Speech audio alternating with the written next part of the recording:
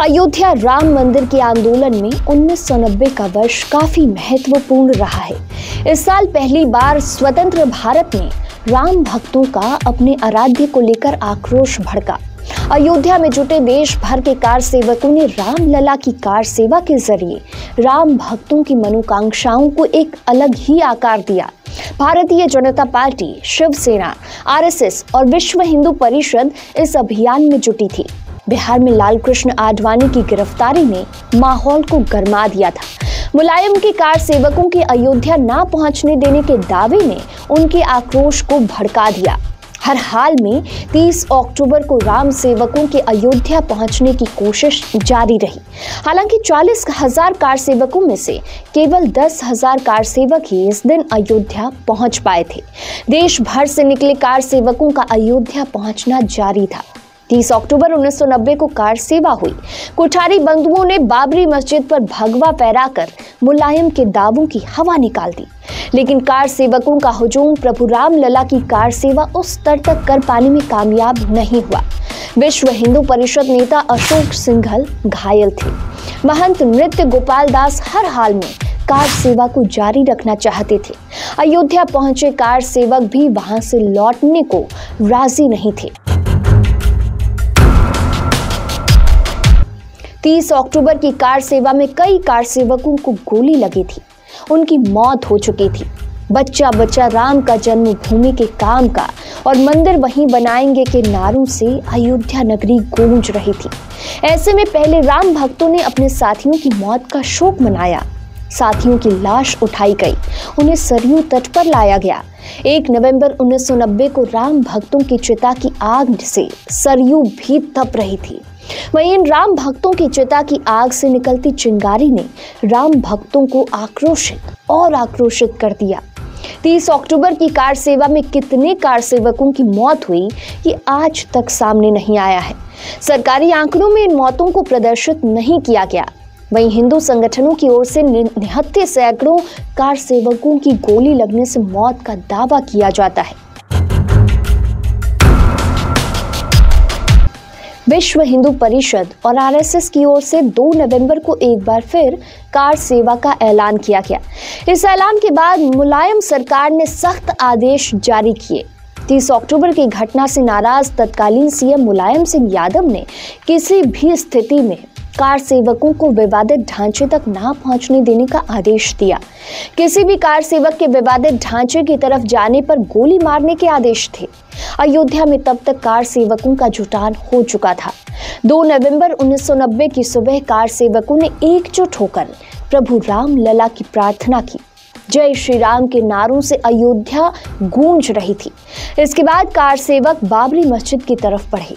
सुरक्षा बल उन्हें आगे बढ़ने से रोकने की पूरी कोशिश में थे। सुरक्षा बलों की भारी तादाद को देखते हुए कार सेवकों ने अपनी रणनीति में बदलाव किया। वे सुरक्षा कर्मियों का पैर छूने लगे। इससे सुरक्षा कर्मी एक कदम पीछे हटते और कार सेवक एक कदम आगे।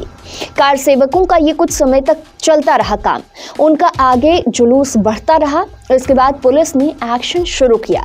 भीड़ को तितर बितर करने के लिए आंसू गैस के गोले छोड़े गए। इसके बाद भी कार सेवक आगे बढ़ने की कोशिश करते रहे। पुलिस ने कार सेवकों पर लाठी चार्ज कर दिया। इसके बाद भी कार सेवकों का हुजूम पुलिस के भारी सुरक्षा घेरे को तोड़ने में कामयाब हो गई। मस्जिद को आंशिक रूप से क्षतिग्रस्त कर दिया गया। अयोध्या की इस घटना की जानकारी मिलते ही मुलायम सरकार ने गोली चलाकर कार सेवकों को नियंत्रित करने के आदेश दिए। 30 नवंबर के 72 घंटे के भीतर अयोध्या में दूसरी बार गोली चली। गोलियों की आवाज से प्रभु श्री राम की नगरी गूंज रही थी। कार सेवक इधर उधर भाग रहे थे। उन पर लगातार गोलियां चल रही थी। हनुमानगढ़ी के आसपास की गलियां खून से लाल होती जा रही थी। पुलिस ने इस दिन कई कार सेवकों को मार गिराया। हिंदू संगठन मरने वाले कार सेवकों की संख्या हजारों में बताते हैं। हालांकि सरकारी आंकड़ों में मरने वालों के कुछ ही नाम सामने आ पाए। बाबरी मस्जिद पर 30 अक्टूबर को भगवा ध्वज फहराने वाले कोठारी बंधुओं को एक घर से खींचकर सुरक्षा कर्मियों ने गोली मारी।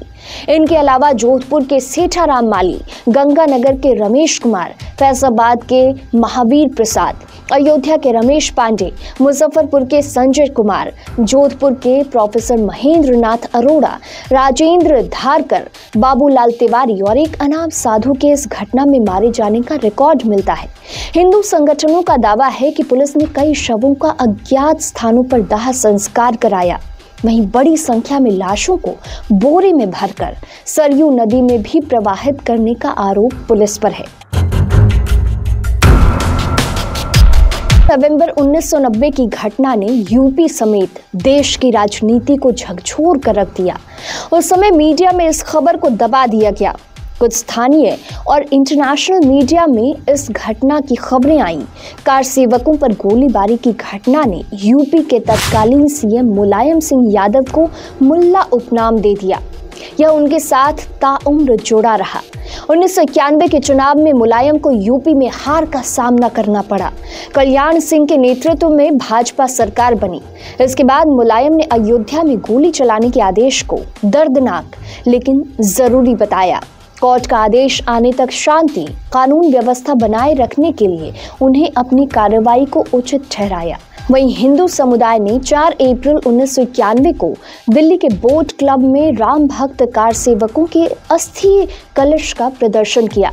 श्रद्धांजलि सभा आयोजित की गई। भारी भीड़ जुटी। लोगों ने प्रभु राम लला के काम में गए कार सेवकों की मौत के मामले को लेकर देश भर में जागरूकता कार्यक्रम चलाया। इसके बाद राम भक्तों का आक्रोश और भड़कने लगा। आज के पंचतत्व में इतना ही। अगले एपिसोड में और भी राम मंदिर से जुड़ी कहानियां आपको बताएंगे। देखते रहिए पंचतत्व। नमस्कार।